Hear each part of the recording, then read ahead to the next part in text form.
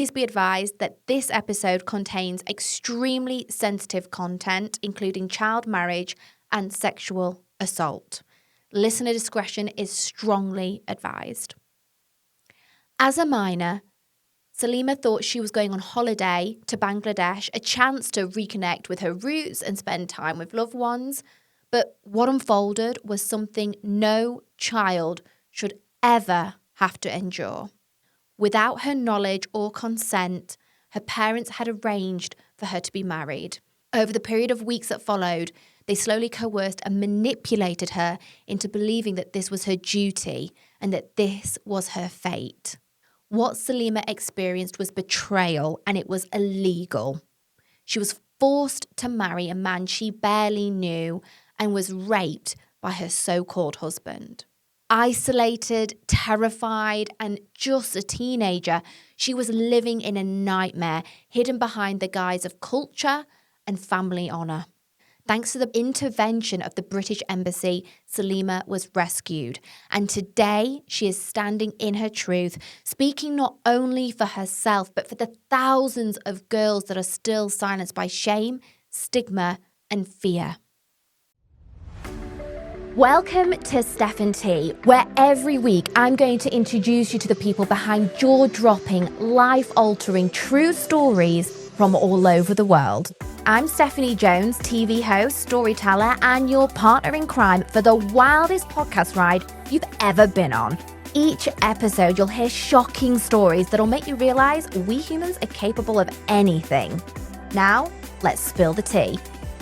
This is my first interview regarding this, so sorry if there's tears and stuff. Oh my gosh, do not worry, I'm here for you. Thank you so much for having me.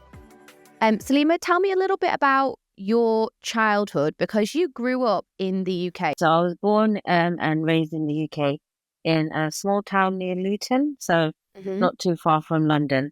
I spent my whole life here, so I do see myself as a proper Brit. You are a proper Brit, absolutely. Yeah. Do you have any siblings, or what is your family dynamic like? So I'm actually one of 7. Okay. So I've got a lot of siblings. So I grew up in like a kind of traditional nuclear family. So my family were from Bangladesh, which is kind of where my parents were born. And they moved to the UK in the, I think the late 70s or the 80s when they were children. The South Asian community that I grew up in was quite kind of close-knit and very traditional. Yeah, so my childhood was quite strict. That my family had a very patriarchal view of like what women's roles are, and what girls should do and how boys should be. So I kind of grew up in that sort of environment. The community that I grew up in as well was very kind of closed off sort of. There's a big honor system, so a lot of kind of the family pride is held up within how they're viewed within the community. Some of the things that take away a family's honor and can kind of ruin a family's reputation is the behavior of the children. So the girls are kind of held to that level more, where they're more responsible for upholding the family honor. So that means kind of having to act a certain way, not being allowed to have boyfriends or anything like that, because that would ruin the family honor. It's weird because when you kind of grow up as a child of immigrants, like I said, I was born in the UK and I feel very British, but then at home it was a very kind of traditional, kind of patriarchal sort of environment. So there was that kind of battle between wanting to be how you are outside and be someone different when you're around the community or when you're with your family. How was your home life or the life in your community versus when you went to school?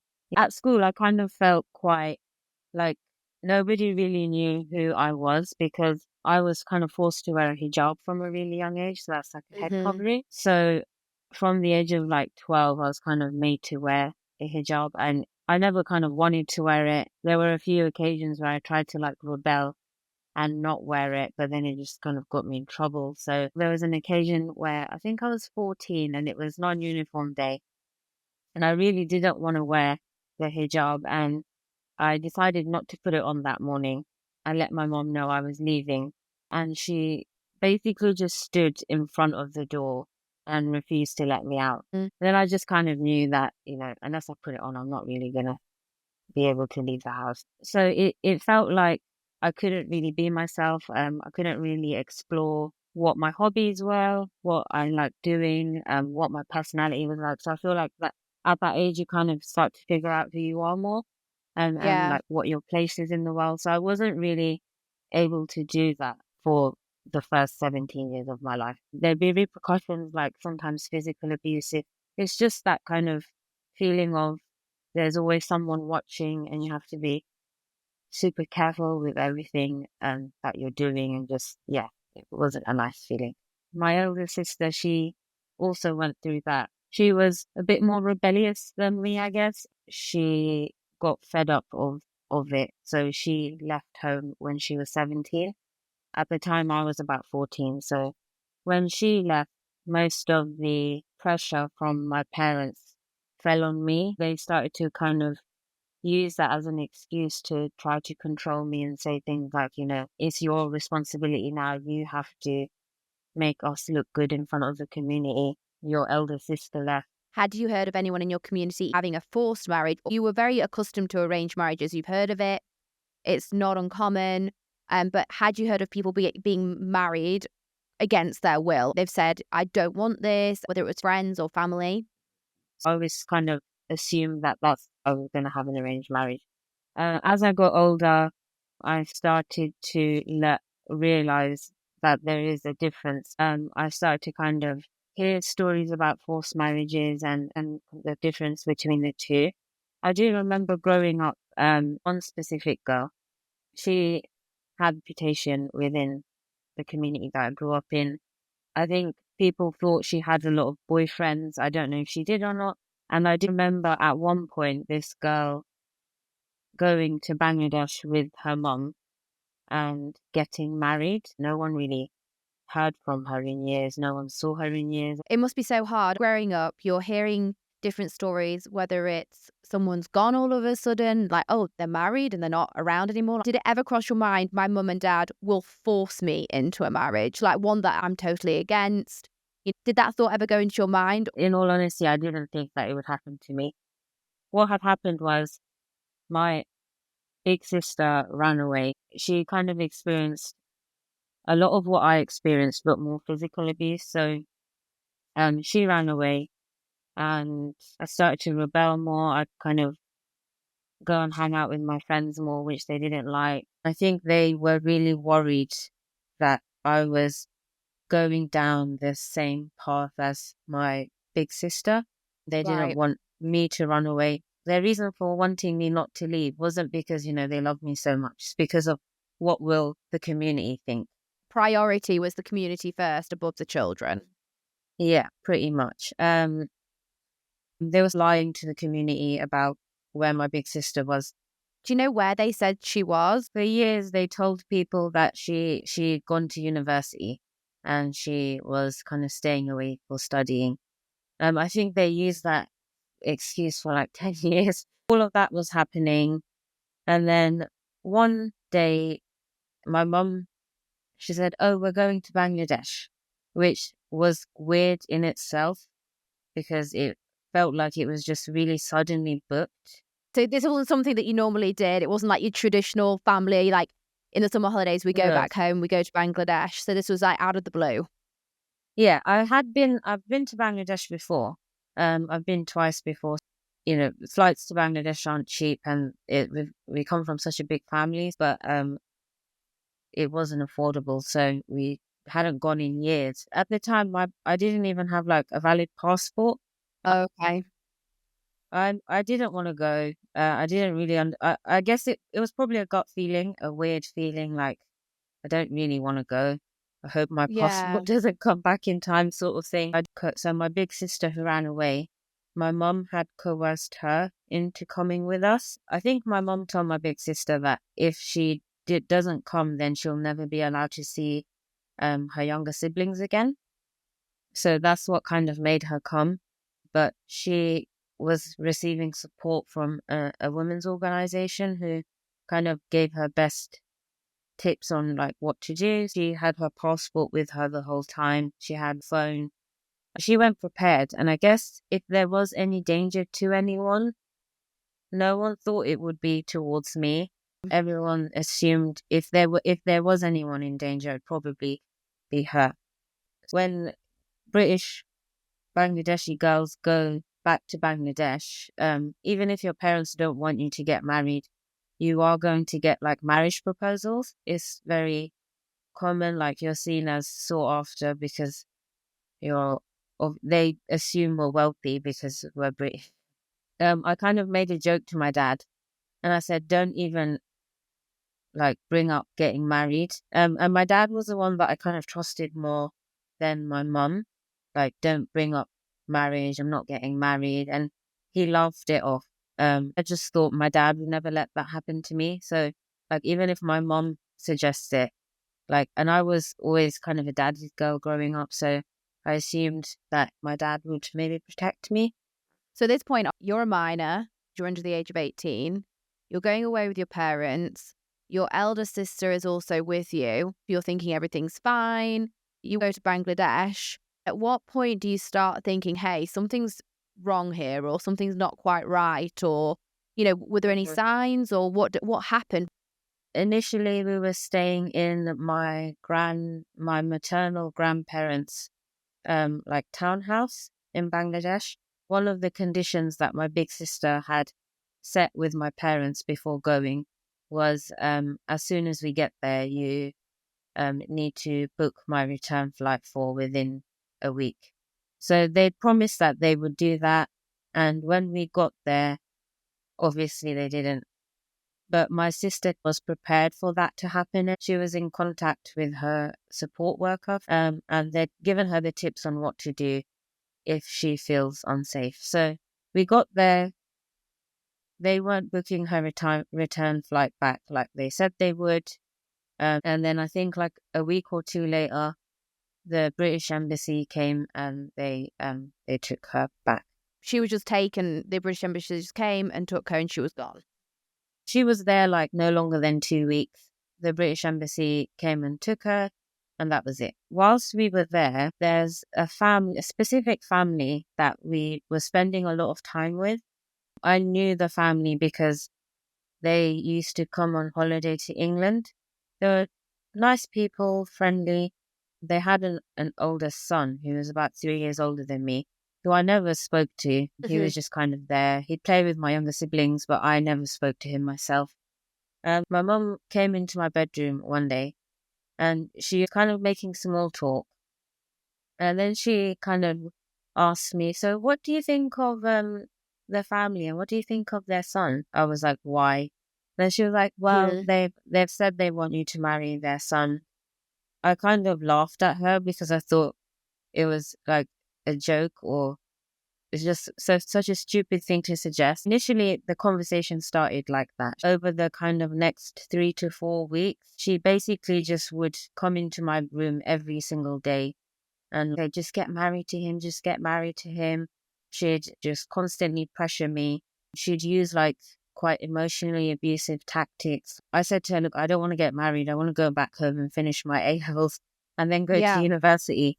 And her response was, well, there's no point. You're going to fail anyways. So she was telling me that I was going to fail my A-levels and that there was no point. And then she kept telling me that, I'm not going to get a better offer. This is like the best option that I have. And saying that his family are so nice. We've been here all these weeks and they've been doing all this stuff for us and taking us around and letting us into their home. Despite all of that, I just kept saying, no, I don't want to get married. We were still constantly doing things with his family. Then my mum said to me, well, if you say no, then you can't go back home. One time I even said, if you make me get married, then I'm going to kill myself. She's told me that. She's basically said, go and do it. Then as the weeks kind of started passing and the emotional abuse just started kind of amping and getting higher and higher. At that point, I was holding on to hope because we still had a return flight booked. So I was kind of holding on to that hope of the return flight. And I just thought, I just need to get to that date and then I can leave.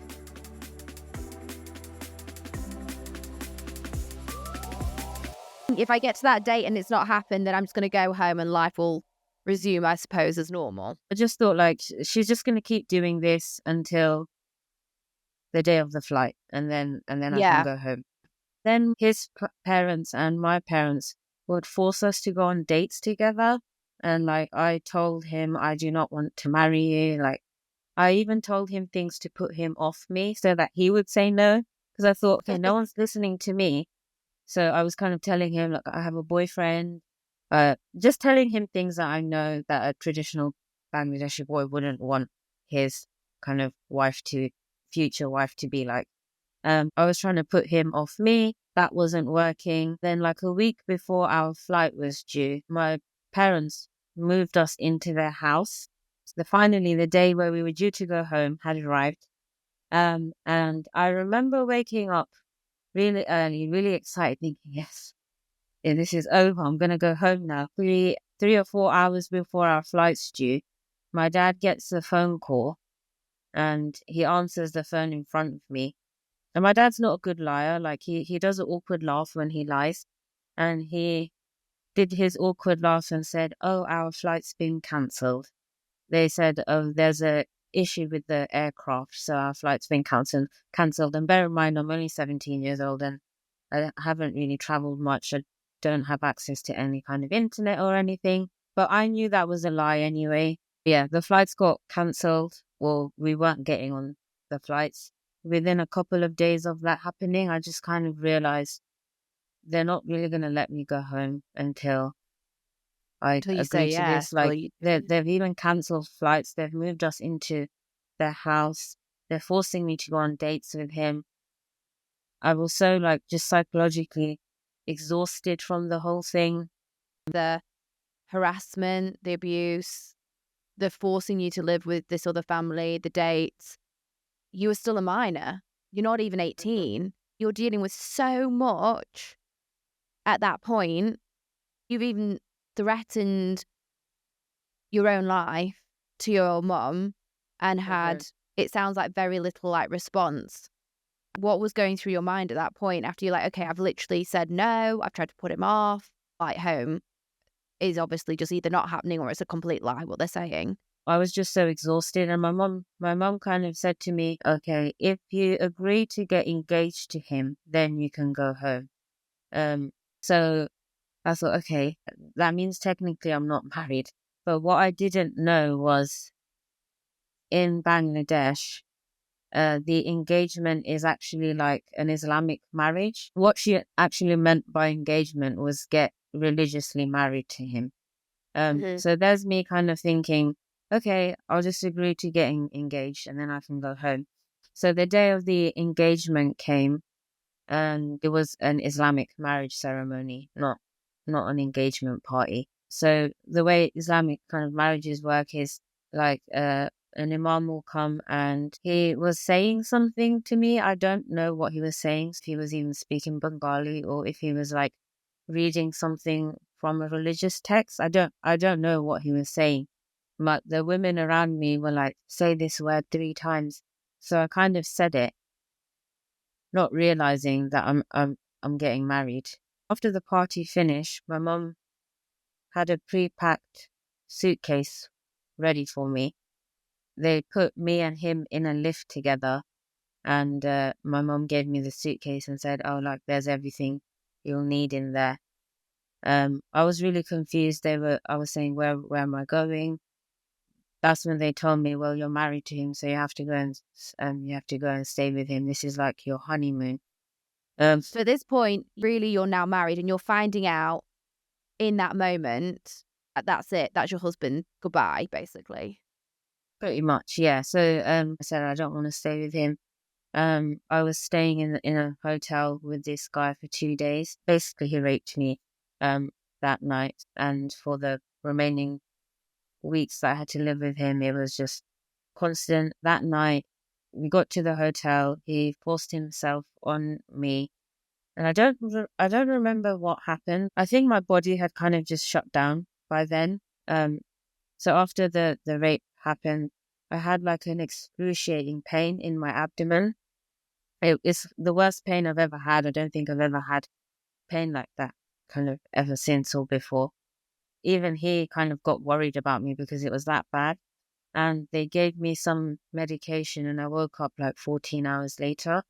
So I think my body just shut down and wasn't really able to cope with kind of everything that had happened. So I had to go and live with him and his family. And my siblings and my parents had left his house now.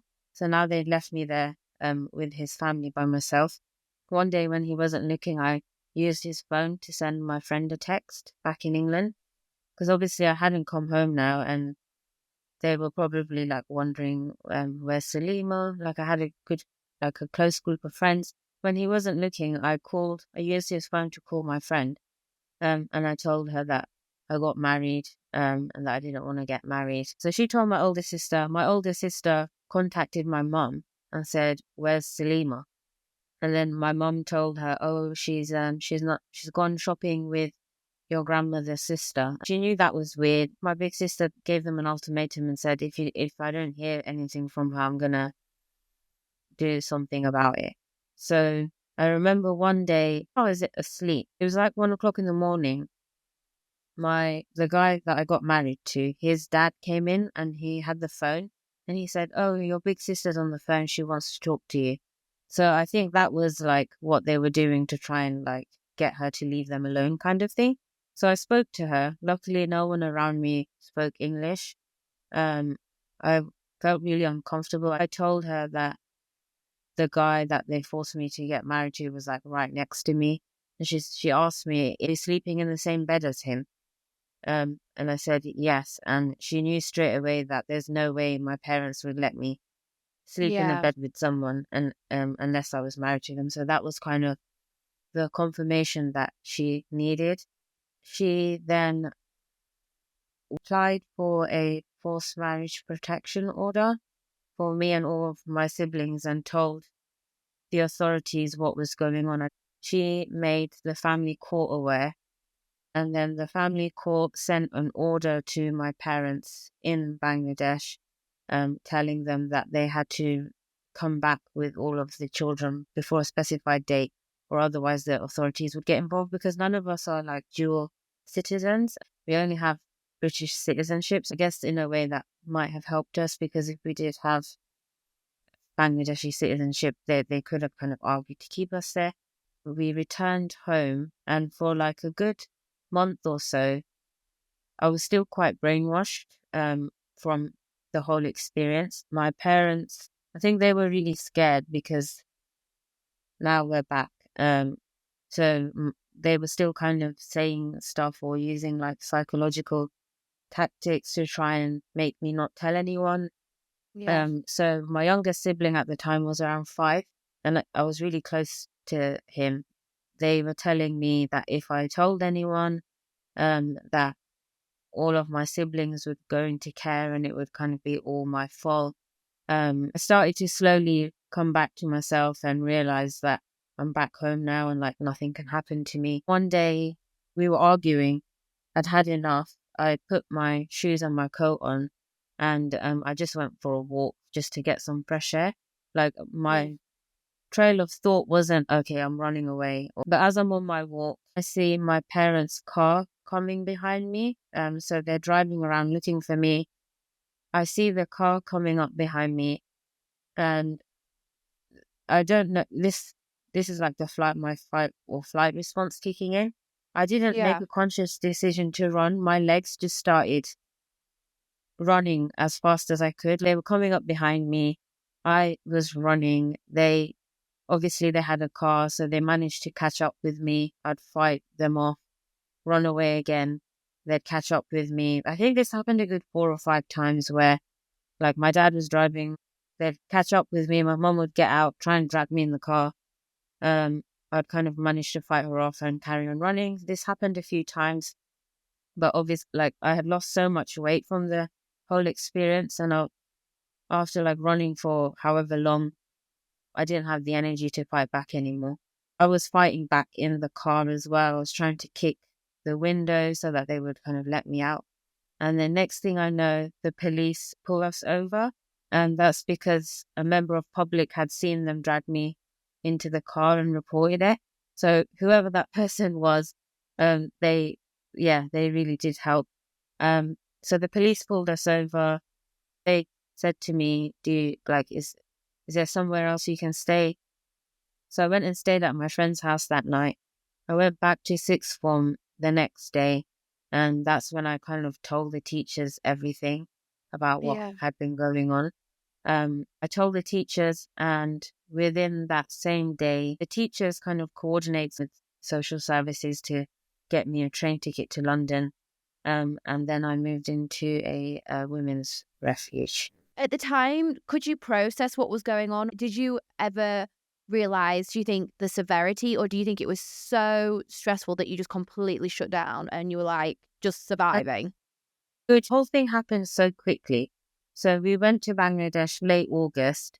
By late November, I had moved into the women's refuge. So that's within the space of like 3 months, my whole life has just completely changed and been flipped upside down. It happened so fast, my brain didn't really have a chance to process it.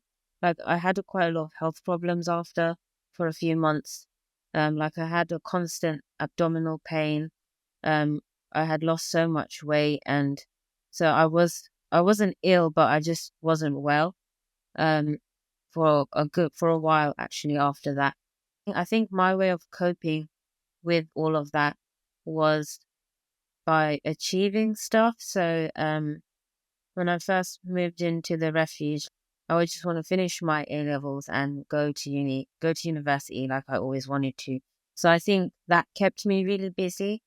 It didn't really affect me that much straight away. I would say about 5 years after it happened, that's when it started to affect me. And the trauma kind of creeps up on you after a few years. The best metaphor I can think of is like you're shoving everything into a wardrobe. And then one day the Yeah. wardrobe just springs open and all the kind of trauma and everything comes back. It's been like a kind of journey of trying to navigate that ever since. I'm sure it'll be like swings and roundabouts. There'll be times where you're feeling more strong and something that will remind you or trigger you. I think that's like a completely normal human response. What you went through was so traumatic. How do you even process that kind of betrayal from your mum and dad? It's funny you say that because that is literally the biggest part of my trauma. And the one thing over the years that has kind of stood out to me is the betrayal from my parents. I think that's what really pisses me off the most. And I guess in a way, I kind of not that surprised by my mum, but my dad, I thought he would at least kind of maybe be the one that would protect me. But his excuse is he did it to regain some of the family honor after my elder sister ran away, like it's a valid excuse or something. Gosh. They would like be like, "Oh, why don't you come home?" to like make me feel bad. And then I started to visit just to see my siblings. I wouldn't visit often. It'd probably be like once a year. When you went back, like, did you feel safe? Like, if you go back in that environment, did you tell people where you were or? I always told people when I was going there that I'd be there. I think the reason why I felt safe is because we actually went to court, and me and all of my siblings got a forced marriage protection order. So forced marriage protection orders, they can give you one for like 2 years or 5 years. The judge in our case gave us lifelong ones that never expire. Also, they took all of my younger siblings' passports away. So only when they turned 18 could they get their passport back. So I did feel a lot safer by that point because the authorities and like social services and were all very aware of what was going on. We had those kind of protection orders in place.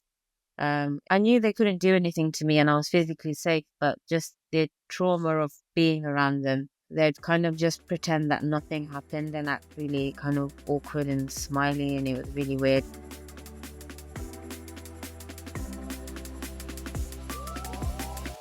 So I was living in a women's refuge, and my mum said to me, "Oh, I know you don't want to be with him now, but maybe like in a few years you might change your mind." And I was like, "I'm never going to change my mind." My mum's quite a deluded person. She like will obsessively think about it. I believe they still live in the hope that one day I'll go back to him. I found out that they are still in contact with the guy that they forced me to marry. So after I left him, my parents had a lot of sympathy for him. They felt really bad for him. It's been 13 years and they still are in contact with him. He's gotten remarried now, and in Bangladesh you can have more than one partner. My granddad had 2 wives, so I think polygamy isn't illegal there. So I think in his mind, he views me as his first wife, and he's gotten married again, and that's his second wife. He has children with her. So the wedding dress that I wore, she wore when she married him.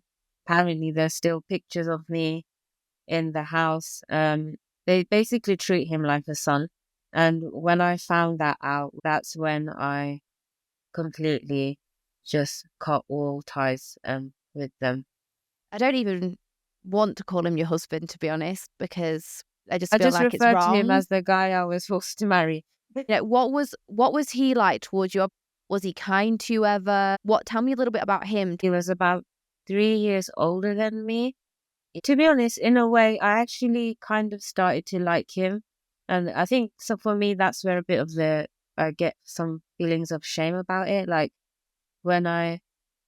because I was kind of forced to be with this guy, and I guess it's Stockholm syndrome, isn't it? I started to kind of cling to him a bit for protection or for safety.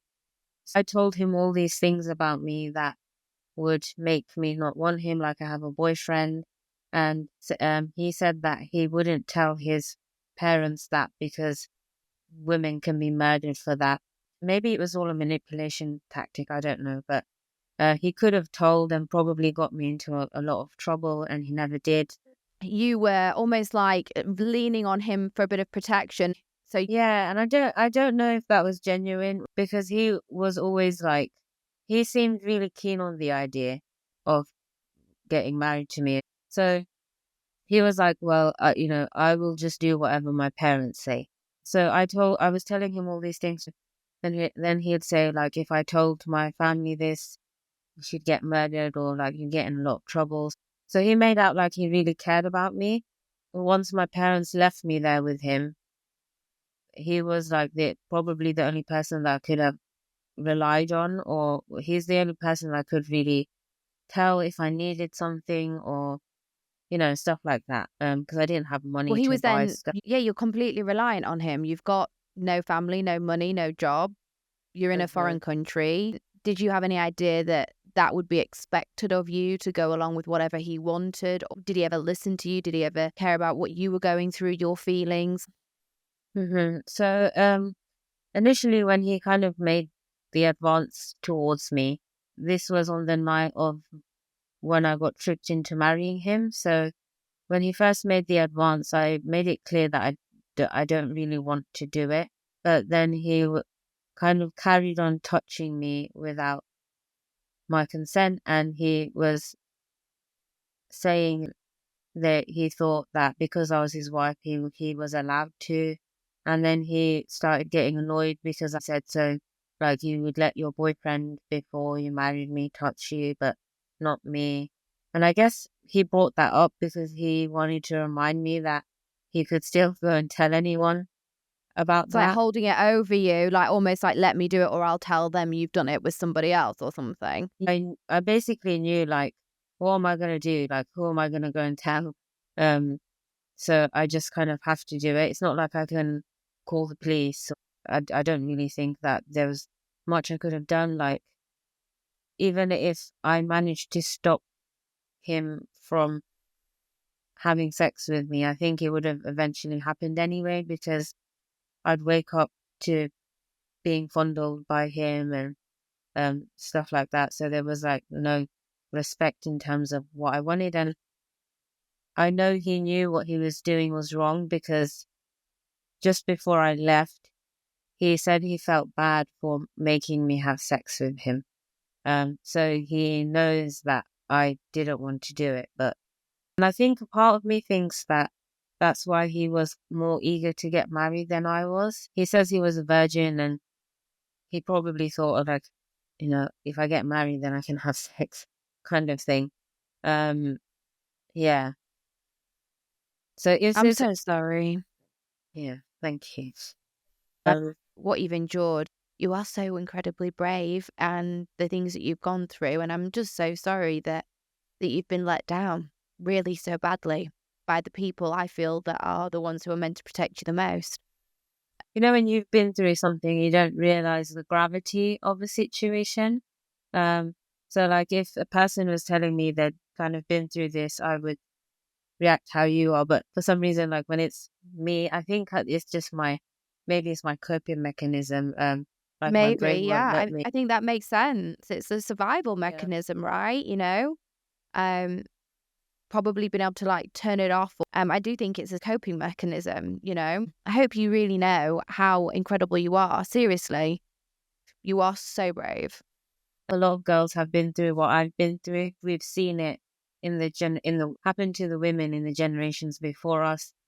They kind of accept this narrative, like that this is what my parents have decided for me, so this is what my life is going to be like. And they're kind of 10 years in with multiple children. If I wasn't removed from that situation by the family courts and the British Embassy, then I could have been there for years. I could have had multiple children by now.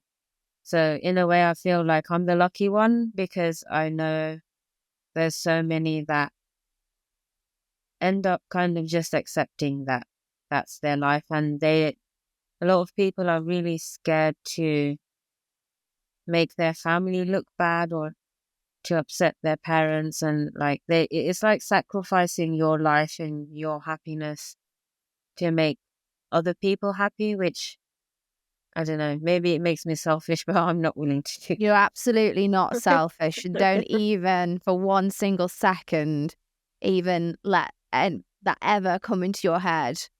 There is not 1 ounce of selfishness about you, Saleema, at all. At all. What does healing now look like for you? How are you moving forward from everything that's happened? I think for me, healing is, I spent like a decade not talking about this and kind of holding on to shame. I think for me, it's been quite cathartic in sharing my experience or talking about what happened to me, and kind of letting go of any blame or shame that I held from the situation is a big part of my healing journey. Raising awareness, maybe inspiring someone in a similar situation to know that like there is support available for women in these situations. When you choose to leave a community like that, you segregate yourself, and you lose like your support network, and generally you have to move away from the town that you were born and raised in. So that has been hard, but it is possible, and you can start a new life for yourself, one that is authentically you and not where you're just being forced to be someone who you're not. My hope would be to maybe help others experiencing trauma through movement or physical exercise, and through mindfulness practices, and just to kind of raise awareness as well. I've seen your Instagram page and I love all your dancing and your enthusiasm. The light that comes from you just pours out and it's so evident to see. You're wonderful. You're someone who literally is living proof that you can change your life. You can escape the circumstances that are holding you in a really terrible or unfortunate or unsightly place, and you can change that, and you did it for yourself. What does love and the future look like for you now? Are you in a relationship? Is there anyone special in your life? Yeah, so I'm in a long-term relationship now. I've been in a relationship for a few years. I don't know about getting married or anything. You're like, Maybe maybe one day, who knows? Yeah, you're so like, I'm don't in a even bring a long, ring around me. yeah. Maybe one day I'll get married again, who knows? If you Yeah. do, let me know. I'll be very excited for you. You're definitely invited. Well, Saleema, I think you're absolutely incredible. Thank you so much for having me. Saleema's courage to speak out about what happened to her is nothing short of remarkable. What she went through is something no child should ever face, and yet so many still do. Forced marriage, especially involving minors, continues to happen behind closed doors, and it's often disguised as a tradition or an honour. If her story today moved you, please share this episode. Start the conversations that really matter.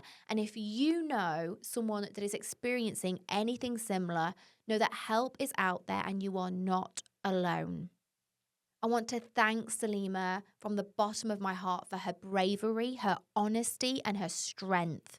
Her voice will help to protect others, and her story will not be forgotten. Make sure to follow, rate, and share the podcast, and join us next week for another conversation that really matters, right here on Step and Tea.